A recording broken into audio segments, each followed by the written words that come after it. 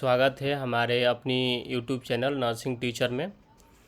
बच्चों, हम आपको आज आईएनसी सूटेबिलिटी की बारे में जानकारी देने आए हैं। आईएनसी सूटेबिलिटी होती क्या है, क्यों ज़रूरत है, अभी हाल के दिनों में क्यों चर्चा में आ गया आईएनसी सूटेबिलिटी, और इसको कैसे बना सकते हैं।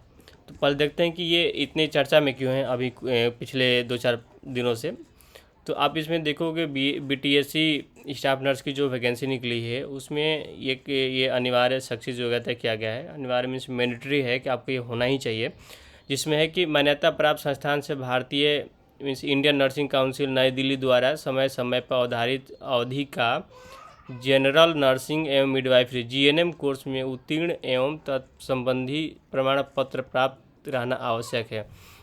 बच्चों, यहाँ पे ये क्लियर नहीं कर पा रहा है कि बिहार के बाहर या बिहार के अंदर जो कॉलेज हैं वो आईएनसी वाली की केवल बात कर रहा है, या फिर बिहार स्टेट नर्सिंग काउंसिल से कॉलेज मान्यता प्राप्त है वो भी कर सकते हैं। तो इसके अकॉर्डिंग अगर मैं बात करूँ तो ये पता चलता है कि अगर बिहार में भी कोई कॉलेजेज हैं तो आपको आईएनसी अप्रूव्ड होना अनिवार्य है बीटीएससी फॉर्म भरने के लिए।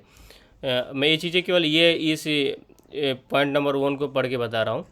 पॉइंट नंबर 1 में आपको ये चीज़ें लिखा हुआ है कि इंडियन नर्सिंग काउंसिल द्वारा समय समय पर अवधारित अवधि जनरल नर्सिंग और मिडवाइफरी कोर्स में उत्तीर्ण एवं संबंधित प्रमाण पत्र रहना आवश्यक है या होगा।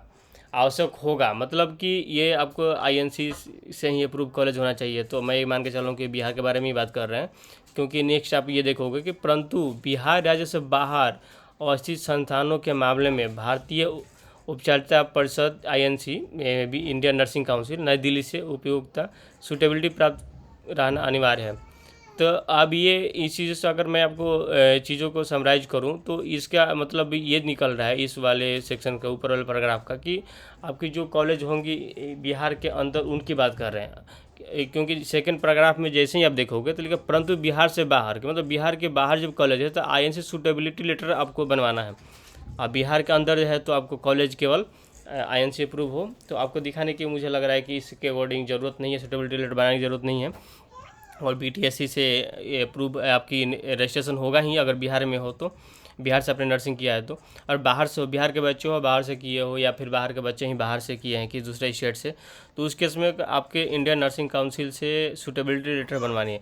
अब ये आईएनसी जो है आईएनसी सूटेबिलिटी ये है क्या क्या ये जीएनएम वाले के लिए केवल है या फिर दूसरे बीएससी नर्सिंग वाले के लिए है, तो इसके बारे में बात हम करेंगे। तब तक के लिए आपको ये बताता हूँ, साथ ही बिहार परिचालिका निबंधन परिषद पटना से निबंधित रहना भी अनिवार्य है। हाँ, अब इसमें ये देखो क्लियर हो जाता है कि आपको आईएनसी सूटेबिलिटी लेटर बनवानी है अगर बिहार से बाहर की कॉलेज में आपने पढ़ाई किया है जीएनएम या बीएससी नर्सिंग। उसके बाद सूटेबिलिटी के साथ साथ ही आपको बिहार में रजिस्ट्रेशन होना भी अनिवार्य है। अगर नहीं हो तो आपको कराना जल्द से जल्द करवा लो, अदरवाइज आप ये एलिजिबल नहीं हो इस फॉर्म फिलअप करने के लिए, क्योंकि ये दोनों होना ही होना है आपको, जीएनएम बीएससी नर्सिंग हो स्टेट से बाहर से। अगर स्टेट से स्टेट में ही आपने बीएससी नर्सिंग किया है बिहार में ही तो आपको ये तो डिफ़ॉल्ट मिल ही जाया गया है, आपको कोई दिक्कत ही नहीं है बाहर उनके लिए। और ये फॉर्म बीएससी नर्सिंग वाले के लिए भी है, जीएनएम का खास फोकस किया गया है, बट बीएससी नर्सिंग वाले भी अप्लाई कर सकते हैं, क्योंकि जीएनएम डिप्लोमा हो जाते हैं और बीएससी नर्सिंग आपको अंडर ग्रेजुएट कोर्स होता है, तो उनके लिए तो है ही। जो भी जीएनएम के लिए होगा वो बीएससी नर्सिंग के लिए एलिजिबल होगा। ठीक है, यहाँ तक क्लियर है। अब मैं चलता हूँ आईएनसी के लिए। क्या आईएनसी की इंडियन नर्सिंग काउंसिल जो है आपसे इससे सूटेबिलिटी लेटर पाते कैसे हो। देखो, सूटेबिलिटी लेटर क्या होता है कि कॉलेज जो है ना आपके, इससे ये पता चलता है कि जिस टाइम पर आपने जीएनएम या बीएससी नर्सिंग किया हुआ है उस टाइम पर आपकी कॉलेज आईएनसी द्वारा मान्यता प्राप्त या आईएनसी की जो गाइडलाइंस हैं और आपकी कॉलेज की जो निरीक्षण हुआ है तो उसमें वो सही पे आ गया। आईएनसी की जो रूल्स हैं रेगुलेशंस हैं टर्म्स कंडीशंस है उसके अकॉर्डिंग आपकी कॉलेज परफेक्ट है, तो वो चीज़ें ना आपको सही भी है कि आईएनसी अप्रूव वाले की थोड़ा सा गाइडलाइंस स्ट्रिक्ट होता है, सूटेबिलिटी तभी मिल पाता है, अदरवाइज आप रिजेक्ट हो जाते हैं कॉलेज। कुछ दिनों पहले चर्चा में काफ़ी कॉलेज आए थे जिसमें से एमपी में, फिर राजस्थान में, जिसको सूटेबिलिटी लेटर नहीं मिला था कई सालों से, फिर उन्होंने फिर भी गाइडलाइंस को पालन नहीं किया था उनको कॉलेज हटा दिया था आईएनसी अप्रूवल से। ठीक है, तो फिर हम आपको नेक्स्ट बात करते हैं आईएनसी बनेगा कैसे। ठीक है, सूटेबिलिटी। तो आईएनसी, हाँ एक चीज़ और है कि आईएनसी क्या है कि कुछ बच्चों का क्वेश्चन ये है कि हमने सपोज मेरा जीएनएम का सेशन है 2021 से 2024, तो वो कॉलेज पहले उसके पहले आईएनसी सूटेबल था, मान लो कि 17 से 21 तक सूटेबल था या फिर 16 से 20 तक सूटेबल था, तो 16 से 20 तक अगर सूटेबल था या उससे पहले भी 20 तक सूटेबल था और मैंने एडमिशन कराया 2021 में, तो क्या वो कॉलेज आईएनसी, अगर मैं मेरे जाने के बाद वो सूटेबिलिटी उसको लेटर नहीं इशू हुआ है आईएनसी के द्वारा, तो क्या वो कॉलेज में हमने एडमिशन कराया है तो ये आईएनसी सूटेबिलिटी लेटर हमें मिलेगा? ये क्या होता है, क्या है? देखो होता क्या है ना कि ये आईएनसी सूटेबिलिटी लेटर कॉलेज को हर साल इशू किया जाता है, हर साल निरीक्षण होता है, हर साल इशू किया जाता है। तो अगर आपकी सेशन है 16 से 20 बीएससी नर्सिंग हो 4 साल की, या फिर आप जीएनएम वाले 17 से 20 है और उस पीरियड में आपकी नर्सिंग जो कॉलेज है आईएनसी अप्रूव नहीं थी, बट आपकी सेशन के बाद 21 में उसको आईएनसी अप्रूवल मिल गया, खेल समझना है क्या होता है। तो 21 में जब मिल गया उसका आईएनसी सूटेबिलिटी, तो ऐसा नहीं है कि आपको भी वो चीज़ें मिलेगा उसकी बेनिफिट की आप भी उस कॉलेज से किए उस सेशन से, मतलब कि आप 16 से 20 वाले में सेशन में अप्रूवल उसको नहीं था, सूटेबिलिटी लेटर इसको इशू नहीं था, तो आपको नहीं मिलेगा, याद रखना। अगर फिर आपके सेशन से पहले भी उसको सूटेबिलिटी लेटर इशू था, मीन सूटेबल था कॉलेज, आपने एडमिशन करा लिया उस साल से नहीं है सूटेबल, तो फिर भी आपको दिक्कत है, आईएनसी अप्रूवल नहीं देगा। तो ये चीज़ें भी आप देखना कि क्या है। तो करते कैसे आईएनसी, अपने इंडियन नर्सिंग काउंसिल में अपने गूगल में सर्च करना है, सर्च करने के बाद आपको फर्स्ट लाइन पर इंडियन नर्सिंग काउंसिल आ जाएगा, इस पर क्लिक करना है। क्लिक करते ही आपको ये पेज खुलेगा, इस पेज पर आते ही ये खुलेगा इंडियन नर्सिंग काउंसिल के पेज। इस पेज पर आते ही ना आपको यहाँ पर prescribe application form for institute verifications, तो इस पर आप जब क्लिक करोगे तो क्लिक करते ही आपको यहाँ इस पेज पर लेके आ जाएगा।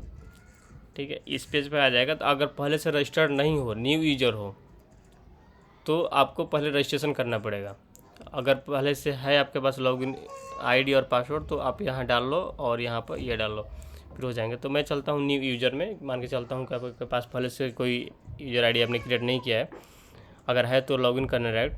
तो इसमें क्या क्या डिटेल्स मांगते हैं, देखिए कैंडिडेट नेम, जब रजिस्ट्रेशन पर आओगे एप्लीकेशन फॉर्म फॉर वेरिफिकेशन, तो ये वेरिफिकेशन के लिए है कि इंडियन नर्सिंग काउंसिल से आप सूटेबिलिटी लेटर लोगे कि मेरा कॉलेज जो है इस पीरियड में वो सूटेबल था या नहीं था। तो ये कॉलेज वाले भी नहीं दे पाएंगे, क्योंकि वो चीज़ें अगर एक साल मान लो कि आपके 21 से सेशन था, 21 से 24 और 21 तक उनको सूटेबिलिटी लेटर मिला, तो वो कहेंगे हाँ सूटेबल था। तो ये सब बोल देते हैं एडमिशन के लिए, फिर आगे के बच्चों को भी ऐसे ही बोलते रहते हैं। तो ये अलग खेल है। बात करते हैं कि हमें कैसे पता चलेगा सच में उनका सूटेबिलिटी लेटर उनके पास था या नहीं था। तो हम आईएनसी ही बता पाएगा, जो सर्टिफिकेट देता है वो तो सही बताएगा, वही बता पाएगा सही, उसके अलावा कोई तो है नहीं जो हमें बता पाएगा। तो हम आते हैं name of candidate. Candidate name में आप नेम डालो, अपनी सन हो या डॉटर हो, वाइफ हो, किसकी हो यहाँ डालो, फुल एड्रेस यहाँ डालो, अपने कंट्री सिलेक्ट कर लो, जो हो आपने इंडिया हो तो इंडिया से ही है, हम बना रहे हैं तो इंडिया की हम डाल लिया। फिर स्टेट क्या है, स्टेट आपने सिलेक्ट कर लो, तो अब स्टेट कर लिया, एड्रेस दे दिया, mobile number, email ID, qualification details आप क्या हो, तो आपकी अगर जीएनएम है तो जीएनएम डालो। अगर आपके पास बीएससी नर्सिंग है, बीएससी नर्सिंग अगर आपके पास है तो बीएससी नर्सिंग डालो क्वालिफिकेशन में। क्वालिफिकेशन डॉक्यूमेंट्स एंड मार्कशीट, तो इसमें क्वालिफिकेशन डॉक्यूमेंट और मार्कशीट में क्या है कि आप अपनी मार्कशीट डालना। अगर नर्सिंग बीएससी नर्सिंग हो तो आपके अभी सेमेस्टर वाइज हो गई, या पुराने हो ईयर वाइज वाले में हो तो आपके 3 4 मिले होंगे मार्कशीट 4 साल का, तो आपकी एक PDF बनाना 4 होगा, इस पर अपलोड करना। अगर सेमेस्टर वाइज वाले हो तो आपके 8 हो जाएंगे, तो 8 का एक PDF बनाना, यहाँ अपलोड करना। GNM वाले हो तो GNM वाले के लिए ईयर वाइज है तो 3 ही होते हैं, तीनों ईयर की आप एक PDF बनाना, यहाँ डाल देना। अगर कंबाइन आपके पास है तो कंबाइन वाले डायरेक्ट अपलोड कर दो, हो जाएगा। ठीक है। अभी आपकी ना RM registered nurse registered midwifery number क्या है, देखो, और ये RANM रजिस्टर्ड NM नंबर क्या है। तो यहाँ देखो क्या होता है, आपको थोड़ा डिटेल में बताता हूँ। रजिस्टर्ड नर्स और रजिस्टर्ड मिडवाइफरी 2 होते हैं। आपने कोई स्टेट क्या है कि 2 अलग अलग नंबर प्रोवाइड करते हैं, तो आपने यहाँ ऐसे रजिस्टर्ड नर्स का दे देना, फिर सपोज करो रजिस्टर्ड नर्स का मेरा ये नंबर है, रजिस्टर्ड मिडवाइफरी का ये है, तो ऐसे आप दे देना, तो दोनों हो जाएगी।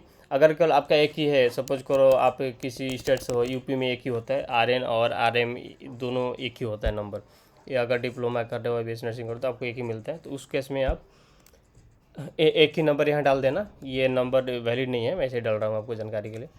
फिर आपने नंबर डाल दिया, और NM वाले हो तो फिर भी आपका यहीं पर एक नंबर डाल जाएगा। RN और RM और RANM डॉक्यूमेंट, तो जो आपकी रजिस्टर्ड नर्स और मिडवाइफरी की जो डॉक्यूमेंट है रजिस्ट्रेशन वाली, वो अपलोड करना है यहाँ पर वेरिफिकेशन के लिए, वो चेक करेंगे कि सही है नहीं है।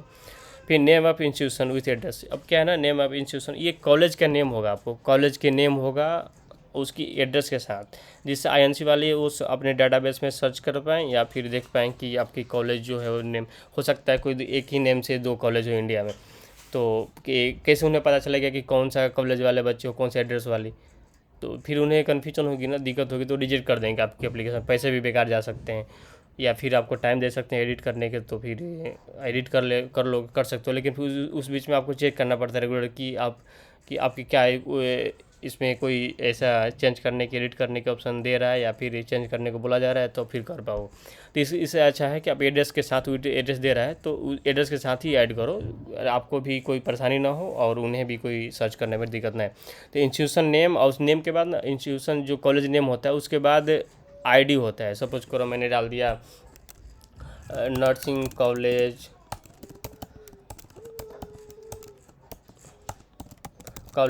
तो इसका एक ID भी होता है, तो ID ऐसे डाल देना, जो भी ID होता है वो भी डाल देना, फिर एड्रेस जो भी होगा, एड्रेस ऐसे ऐसे करके आप डाल देना, डॉट डॉट जो भी होगा आपका, तो इस तरह से डालना है नर्सिंग ये कॉलेज और उसका ID या फिर एड्रेस, इस तरह से डालोगे तो ये चीज़ें ज़्यादा क्लियर होगी।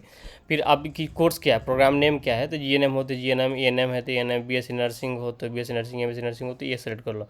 अब की क्या है कि ये जो आपने सपोज करो आपने BSc नर्सिंग किया है, तो किस ईयर स्टार्ट डेट क्या है और टू डेट क्या है, ये आप डालोगे कि जब सेशन क्या है आपका, कि जैसे मंथ होते हैं, इस मंथ से इस मंथ, मान लो कि अक्टूबर आपकी सेशन स्टार्ट हुआ अक्टूबर 2021 और कंप्लीट हुआ अक्टूबर 2024, तो GNM हो तो अक्टूबर 2024 में खोलो। अगर BSc नर्सिंग हो आपकी अक्टूबर या फिर अगस्त 2020 में स्टार्ट हुआ, तो 24 अगस्त 2024 या फिर अक्टूबर में 2024 में, जब भी आपका कंप्लीशन डेट होता है तो वो चीज़ें फ्रॉम टू वाला डालोगे। अब जो है अगर BSc नर्सिंग कर रखा है तो आपकी यूनिवर्सिटी क्या है, ठीक है, यहाँ देखो बहुत सारे ऑप्शन है, तो यूनिवर्सिटी के नेम हैं, अलग अलग यूनिवर्सिटी के नेम हैं, काउंसिल है। अगर GNM हो तो आपकी आर्यभट्ट नॉलेज यूनिवर्सिटी पटना, इसके बाद ये आशीर्वाद nursing and paramedical institute Banarasi.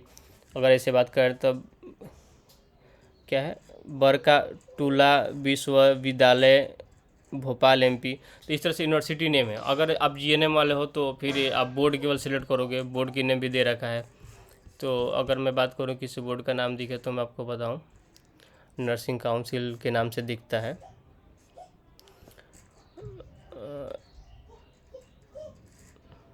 Nursing council, हाँ बिहार नर्सिंग काउंसिल जैसे यहाँ आपको दिख रहा है, ठीक है, तो Bihar nursing council, Bihar nurse registration nursing council, तो ये चीज़ है आपके बिहार नर्स रजिस्ट्रेशन काउंसिल, कोई भी एक सेलेक्ट कर लो, आप देख लो आपकी जो सर्टिफिकेट है उस पर क्या मेंशन है, उस हिसाब से यहाँ पर सेलेक्ट कर लेना। फिर ये बोर्ड, अगर यूनिवर्सिटी क्या तो यूनिवर्सिटी का बोर्ड क्या है, तो ये यूनिवर्सिटी का भी बोर्ड होगा और ये नर्सिंग काउंसिल का भी अपना बोर्ड होता है। तो एग्जांपल के लिए मैं देख लेता हूँ कोई एक सिलेक्ट करके, जिससे कि आपको और क्लियर कर पाऊँ। सपोज़ करो मैं UP state medical faculty select कर लिया, और इसका बोर्ड क्या होगा, तो अगर यूपी से देखता हूँ तो इसका यही होगा, Uttar Pradesh nurses and midwifery council, इस तरह से होगा। तो हो गया। अब अगर मैं यहाँ पर बिहार कर लेता हूँ, बिहार सिलेक्ट कर लिया, बिहार नर्सिंग काउंसिल, बिहार, आजा बिहार कहाँ है, देखो ये भी है, BNRC नर्सिंग काउंसिल, ये पटना का ही वही है, बिहार का ही है। तो अब इसमें से पटना कोई भी सिलेक्ट कर लो, बिहार नर्सिंग काउंसिल सिलेक्ट कर लिया, वहाँ से रजिस्ट्रेशन है। अब बोर्ड क्या है, अब यहाँ फिर बिहार नर्सेज में जाओ, फिर Bihar nurses registration council, room number इतना, विकास भवन, ये आप सिलेक्ट कर लो। तो आपकी ये डिटेल हो जाएंगी, यूनिवर्सिटी और बोर्ड। तो इस तरह से अब जो ये पर्पस क्या है आपको, तो जॉब के लिए, आप जॉब के लिए तो कर रहे हो या ट्रांसफ़र के लिए, किस लिए कर रहे हो, देखो अब तमाम ऑप्शन है, registration, transfer to another state, admission to nursing program, कि कहीं पर मांगता है, नर्सिंग प्रोग्राम में भी मांगता है कि अब सूटेबल आपकी कॉलेज है कि नहीं है, तो वहाँ भी मांगते हैं, वहाँ के लिए भी हो जाएगा। Study in abroad, job in abroad, किस पर्पज़ से मांग रहे हो, अगर सिंपल जॉब के लिए कर रहे हो तो जॉब कर लो, ताकि उनके पास डिटेल होता है किस लिए आप मांग रहे हो। फिर अब इसके क्या है कि आप अगर ट्रांसफ़र कराना चाहते हो, in which state nursing council you do like to register, आप कौन सी नर्सिंग अगर ट्रांसफ़र करना चाहते हो रजिस्टर करना, जैसे सपोज करो आप बिहार से हो, यूपी में करना चाहते हो, यूपी NRC, तो आप यूपी NRC डाल देना। अगर आप यहाँ पे यूपी यूनिवर्सिटी, बोर्ड यूनिवर्सिटी में आपने यूपी कर रखा है, और बोर्ड में जिनम कर रखा है, यहाँ यूपी करता हूँ, आपको दिखाता हूँ।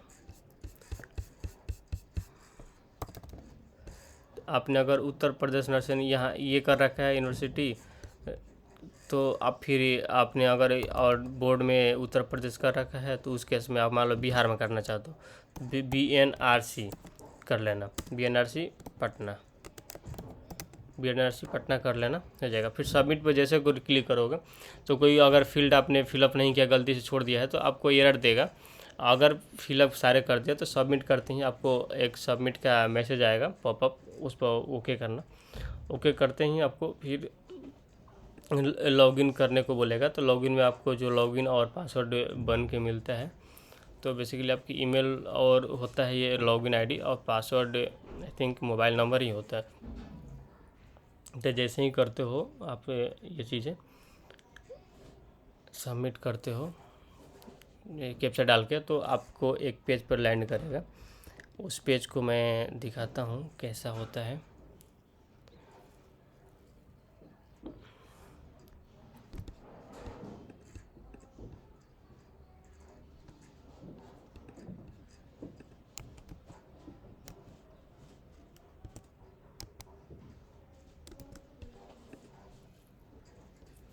जैसे ही इस पेज पर लैंड करोगे, आपको पेमेंट 500 रुपये के लगते हैं, उसके लिए नर्सिंग काउंसिल जो आपने सर्टिफिकेट अप्लाई किया, तो पेमेंट करने रजिस्ट्रेशन करने के बाद ही पेमेंट आपका नहीं होता है, और लॉगिन करोगे, फिर लॉगिन करने के बाद यहाँ अगर पेमेंट नहीं हुआ है तो ये पेंडिंग दिखाएगा, तो यहाँ पर आप क्लिक करना, क्लिक करने के बाद पेमेंट सक्सेस कर दोगे तो ऐसे डिटेल दिखाएगा, टोटल अमाउंट दिखाएगा।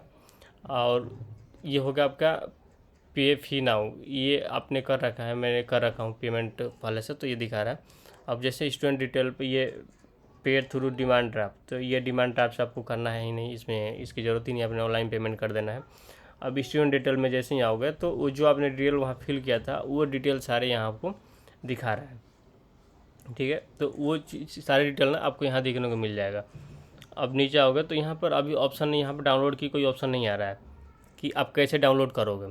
तो इसके लिए अभी ये जिस बच्चे का मैं अप्लाई कर रखा हूँ, जब इनकी वेरिफिकेशन हो जाएगी और सूटेबल डाउनलोड की लिंक आ जाएगी इनको, तो उसके लिए मैं एक अलग से वीडियो बनाऊंगा कि ईमेल पर आ रही है या फिर आपको यहाँ लिंक प्रोवाइड किया जा रहा है, उस चीज़ मैं आपको दिखाऊंगा लाइव, ठीक है। तो उसके लिए मैं INC सूटेबिलिटी पार्ट 2 वीडियो एक बनाऊंगा, और उसमें आपको दिखेगा स्टूडेंट डिटेल पर। अभी ये चीज़ क्लिक करके मैं दिखा रहा हूँ, ठीक है। अब ये लॉग आउट का बटन है। अब जैसे आप सारी चीज़ देख लिया, तो आप यहाँ से लॉग आउट कर लेना, तो आपकी सेशन आउट हो जाओगी, ठीक है। तो ये चीज़ें हैं, कैसे क्लियर है, मुझे लगता है कि ये चीज़ें क्लियर हो गई होगी आपको, जितना डिटेल में मैं बताया हूँ। वीडियो तो लंबे हैं, लेकिन ये स्टेप बाई स्टेप जानकारी है। आप और आपको इस पर कोई जानकारी कन्फ्यूजन मुझे लगता है डाउट नहीं होगा अब। अगर फिर भी है तो आप कमेंट करो कमेंट बॉक्स में, मैं आपको वो चीज़ें कमेंट में अगर पॉसिबल है तो कमेंट में रिप्लाई करके कोशिश करूँगा कि डाउट आपका क्लियर हो जाए। अगर फिर भी नहीं हो पा रहा है तो मैं उसका एक नेक्स्ट वीडियो बनाऊंगा जिसमें वो चीज़ें कवर रहेगी और आपको पता चलेगा कि क्या है और सारे डाउट आपकी क्लियर हो जाएंगे। तब तक के लिए धन्यवाद। आप हमारे चैनल को लगातार देखें, विजिट करते रहें, कुछ ना कुछ अपडेट आपके साथ मिलेगा ही। और अपने दोस्तों को भी बताएं जिनको इसकी ज़रूरत है अभी फ़िलहाल। शेयर करें, लाइक करें, कमेंट करें। तब तक के लिए बाय दोस्तों।